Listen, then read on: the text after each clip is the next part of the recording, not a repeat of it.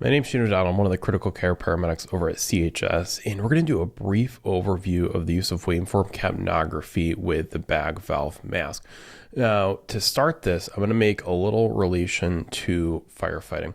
So if you look at this video here, you can clearly see that there's fire coming from the window, but people on the ground may not be able to see this very clearly. So they start spraying some water in there, and how do they know that they're actually hitting the fire? Well, you can see there's a change in the smoke, so they're getting a feedback from putting water on the fire and knowing that they're actually doing their intended job. So when we're ventilating somebody, so let's say we're ventilating this patient here, how do we know if we're actually ventilating them or not? How do we get that feedback? You put water on a fire and you see the smoke change, you get that feedback. But in this case, when we're ventilating somebody, what feedback are we looking for? So typically we're looking for chest rise and fall. And if you have somebody who's hypoxic, they're ventilating, you're looking to see if the pulse ox improves. Now, in cases when somebody's in cardiac arrest and you're actively doing compressions, these things can be hard to evaluate. Seeing chest rise or fall with active compressions can be very challenging, especially if you're doing continuous compressions. And one of the prerequisites to having a pulse oximetry is that you have a pulse, which these patients typically don't. So if we're looking at our goals with somebody who's in cardiac arrest, we know we want to perfuse the body. We want to move the blood around the body with our compressions. That's the point of doing the compressions. We want to shock people out of lethal rhythms. So ventricular fibrillation or ventricular tachycardia, that's the point of applying an AED really early. And lastly, but not least important, we want to keep the brain and tissues alive with oxygen. We don't want somebody to get pulses back, but have a really significant brain injury. So how do we know when we squeeze the BVM if we're actually ventilating somebody either in cardiac arrest or not in cardiac arrest? That's the use of waveform capnography. So at a super basic level, we know that when our BVM is connected to oxygen, there's a bunch of free-flowing oxygen that goes into the bag reservoir. That's the whole point of this. We want to give somebody as much oxygen as possible every time we squeeze that bag.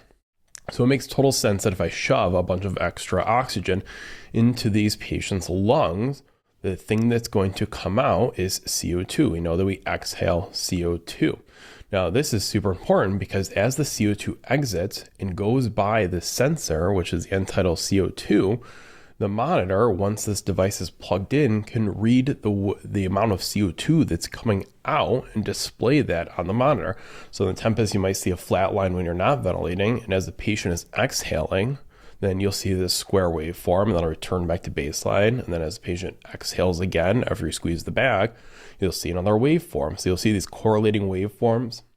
They're usually in yellow, and then a number. So there will be one number that's the CO2 and the ones that's a respiratory rate. Now, end tidal CO2 can change for various reasons.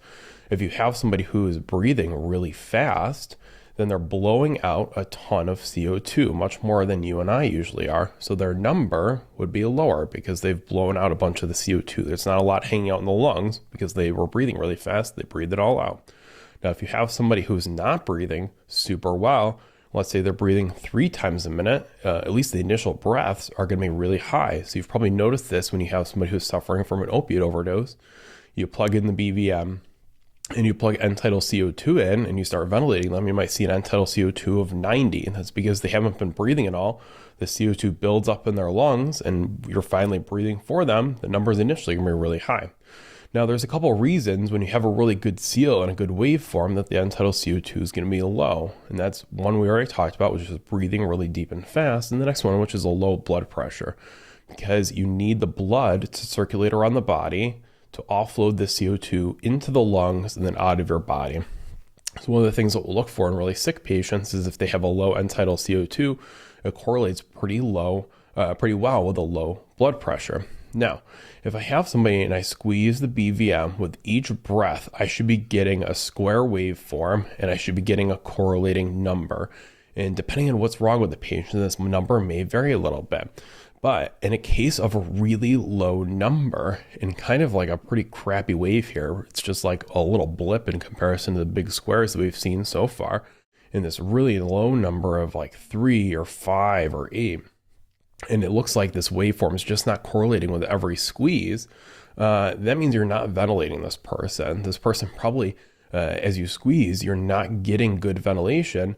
And as a result, the CO2 is not coming by that sensor. And it could be for a few different reasons. So the first reason is that you just don't have a really good seal. So you have the BVM on, and maybe you're doing one person mask ventilation. So you have one person who's trying to hold the mask and squeeze the bag, and that's just really darn ineffective. It's not great for the patient, and it's super hard to get a seal. So the initial action, if you have a really low end tidal CO2 and no correlating waveform, or just these little blips that aren't working out very well, is to hold a 2-person seal. So having somebody just focus their hands on holding the mask to the patient's face so you can get a really good seal. And then a second person squeezing the BVM. That's their only job. Their job is not to help hold the seal. That's one person's single job. The next is you might want to ramp this person. So you align all of their airways in line, makes it much easier to inhale and exhale. That's why patients who are really short of breath, you'll find them sitting bolt upright and leaning forward. They're lining up their airway access. Then if you have somebody who's full of junk or emesis, then just suction them out, because often if you're full of a bunch of fluids and secretions, you're obviously not going to ventilate very well. The air is not going to go past into the airway and allow you to exhale or ventilate effectively. So suctioning might be something they need. You might be sitting here and saying, why do I need to know this? Well, you guys are often there before the ambulance. So you guys are often first responding and providing bag valve mask ventilations for patients before we get there. So it's key to know how to effectively ventilate our patients, because even a few minutes of not being effectively ventilated can lead to really significant brain injury.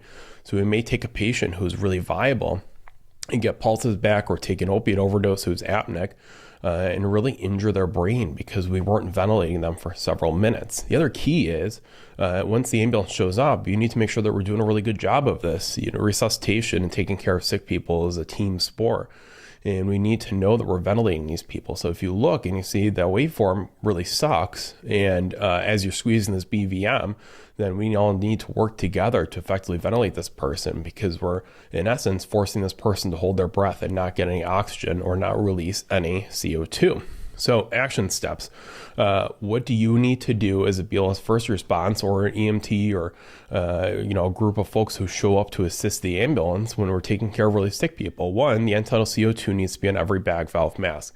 As you've seen, we don't know if we're ventilating the person without this device on. We have really no idea. We're kind of hopeful, and we're looking at some pseudo markers to see if we're improving things, but we're not too sure. And then number 2, don't let me forget to place the end tidal CO2 on a bag valve mask if somebody else is using one before we get there. And don't let me forget to plug it in. So it plugs in on the side of the Tempest monitor. Every monitor and every ALS ambulance will have the ability to do end tidal CO2. So we need to ensure that this thing's getting plugged in really early when we're ventilating patients, because last thing you'd want is to have a BVM going for 5 or 10 minutes and then realize that late into the game that you're actually not doing a good job of ventilating the person.